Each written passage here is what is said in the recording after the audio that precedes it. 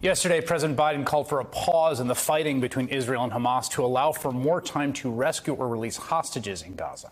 According to the Israeli military, more than 240 people are still being held nearly a month after Hamas's attack on southern Israel. One of them is Yarden Roman Gat. On October 7th, Yarden, her husband Alon, and their 3-year-old daughter Geffen were visiting family at Kibbutz Be'eri. It's a small town near the border with Gaza. Hamas terrorists attacked the community, massacring 120 people, including children. They kidnapped others, including Yarden, Alon, and Geffen, driving them towards Gaza in a car stolen from the kibbutz. Just before they reached the border, some of the gunmen got out of the car, and the family tried to run away. As they fled, with shots flying at them, Yarden handed her daughter to her husband. Her husband managed to reach the woods, where he hid with his little daughter, Geffen, until the next morning, when they found Israeli soldiers and were taken to safety. Yarden, however, was missing. Her family and the military believe she was recaptured and taken into Gaza after saving her daughter's life. Gili Roman is Yarden's brother, who has been working tirelessly to bring her home, and he joins me now. It's so good to have you here, and I first just want to express my profound grief and sorrow. What happened to your sister? Thank you, Chris. Lots of people have all of them in their hearts and minds during this. Tell me about what your sister's like. You're the older brother? Yes. What kind of person is she?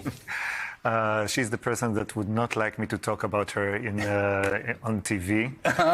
She's a very timid and introvert person, a very caring person. She's a physiotherapist, so she likes to take care of people, mostly elderly people. This is her expertise.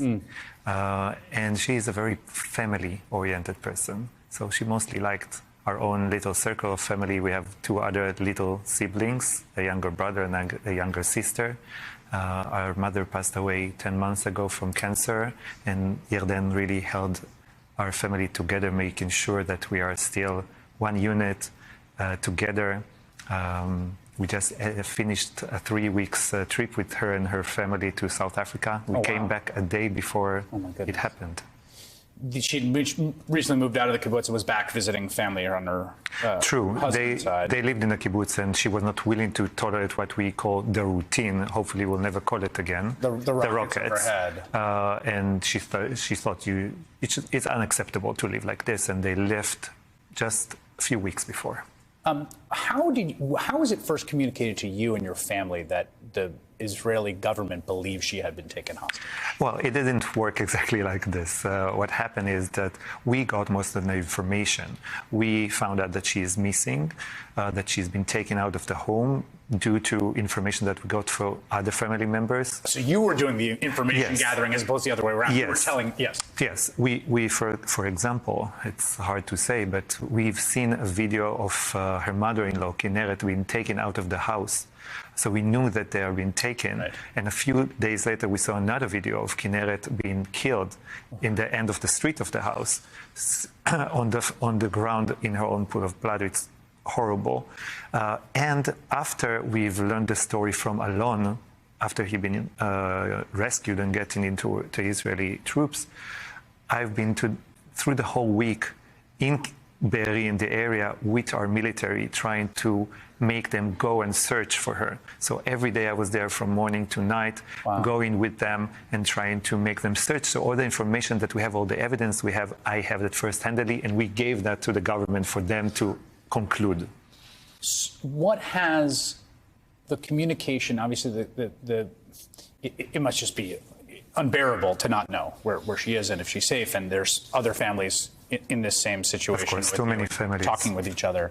What is the government's? What are they saying to you about what is being done, about the prospects of her being released? When you saw some of the hostages released, how did that hit you?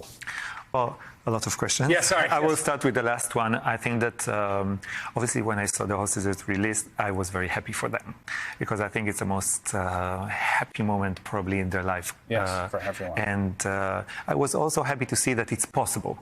Okay, because until it happened, we didn't know if there is a channel that it can be done. Like we know right now that it's possible to rescue. It's a proof of concept, as it were. Yes. Also, we saw that it's possible to rescue some of the people by the IDF, so it's a positive note. At the same time, I don't read too much into it, because Hamas is a very manipulative, dangerous maniac organization. So the fact that they are being treated in a certain way doesn't mean almost anything to me about how my sister is being treated. She might be tortured or, God forbid, raped every day. She might be in a very isolated place, different from the other. So I cannot read too much into it.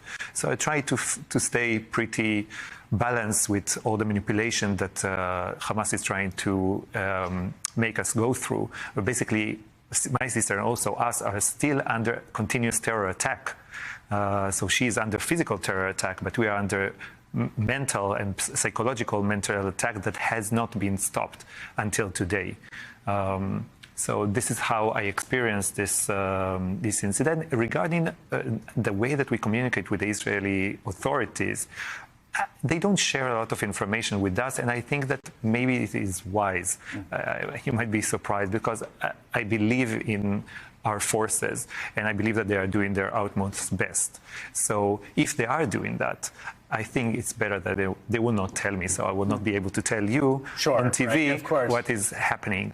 But we do get some feedback that they are investing a lot in intelligence and also in the way that they operate and make the military decision, that they conclude in a top priority the hostages, which is a very big concern. Either the hostages are in top priority or not. So we believe they are at the moment. Yes.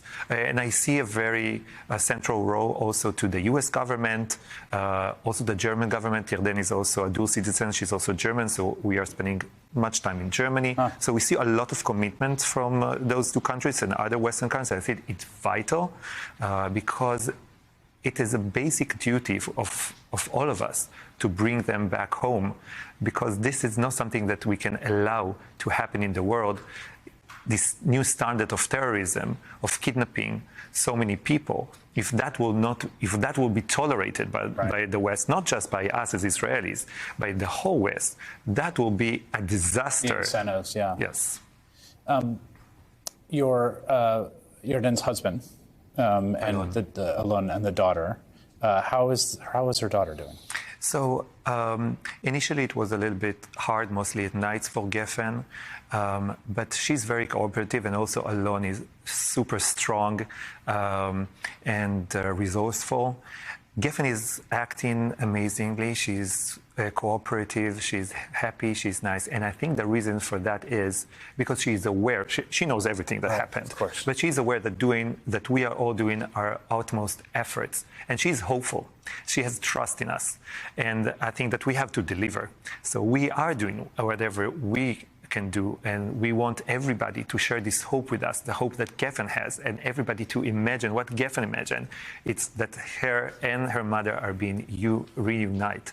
So I hope deeply for that. I know everyone does. Gili Roman, thank you so much for taking time to talk to us. Thank you for inviting me.